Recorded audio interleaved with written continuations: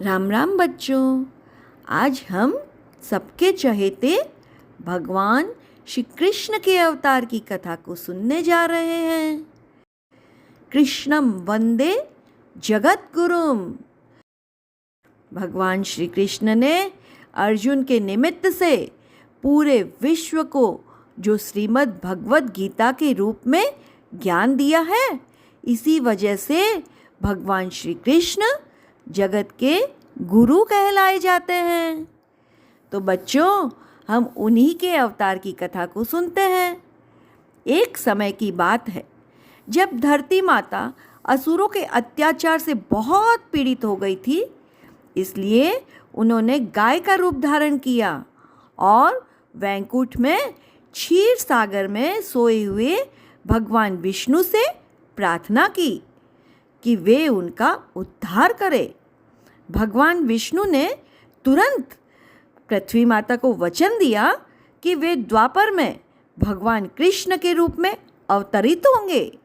इसलिए उन्होंने देवकी और वसुदेव जी के पुत्र होने का निश्चय किया और सभी देवी देवताओं के साथ यदुवंश में अवतार ग्रहण किया। मथुरा के कारागार में वे चतुर्भुज रूप में अवतरित हुए और सारे ब्रह्मांड को आनंदित कर दिया।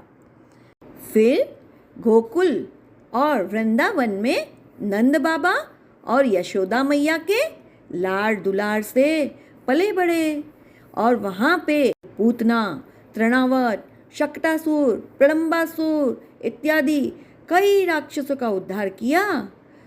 कालिया नाग का भी मर्दन किया और तो और ब्रह्मा जी के मोह का भी हरण किया। देवताओं के राजा इंद्र के घमंड का विनाश किया और बहुत ही सुंदर मन को मोह लेने वाली गोवर्धन लीला भी की। हमारे प्यारे कृष्ण कन्हैया ने सभी गोपियों को आनंद प्रदान करने वाली रासलीला भी रची। इसके बाद जब कंस ने अक्रूर जी को उन्हें लिवा लाने के लिए भेजा तो वे अक्रूर जी के साथ अपने सारे गोकुल वासियों व वृंदावन वासियों को छोड़कर मथुरा चल दिए। वहाँ पर उन्होंने अपने परम भक्त सुदामा, माली, कुब्जा आदि पर कृपा की। तदंतर भगवान ने लीला मात्र से कंस आदि असुरों का संहार कर अपने माता पिता को बंधन से छुड़ाया और अपने नाना उग्रसेन को भी कारागार से बाहर निकालकर उन्हें फिर से मथुरा का राजा बना दिया। सभी मथुरा वासियों को आनंदित किया। फिर वसुदेव जी ने उन्हें सांदीपनि मुनि के आश्रम में आगे की शिक्षा ग्रहण करने के लिए भेजा, जहाँ उनकी भेंट एक सच्चे और अच्छे मित्र सुदामा से हुई, जिनसे उन्होंने मित्रता पूरी उम्र तक निभाई थी। इसके बाद कन्हैया द्वारकाधीश बने। द्वारका जैसी सुंदर नगरी का निर्माण उन्होंने समुंदर पर किया। भगवान श्री कृष्ण ने अपनी भुआ कुंती के पुत्रों, जिनको हम पांडवों के नाम से जानते हैं ना, उनकी भी मदद की और उनकी विभिन्न संकटों से रक्षा की। महाभारत के युद्ध में भगवान श्री कृष्ण ने सत्य अर्थात धर्म का साथ दिया था।